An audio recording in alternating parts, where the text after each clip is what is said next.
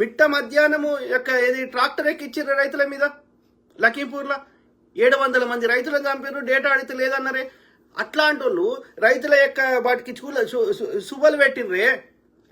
ఏంది పంజాబ్ రైతులు ఢిల్లీలో వచ్చి వాళ్ళు ధర్నా చేస్తే ఆర్మీలో వాడేటువంటి డ్రోన్ల సహాయంతో వాళ్ళ మీద బాంబుల వర్షం కురిపించారు. జాతిపిత అయిన మహాత్మా గాంధీని వీళ్ళు స్వతంత్రం గురించి కొట్లాడిన మహనీయుని చంపేసిన వాళ్ళు, సుంతి వేయించుకొని ముస్లిం చంపారని ప్రచారం చేసుకున్న వాళ్ళు, they can do anything, they are doing anything.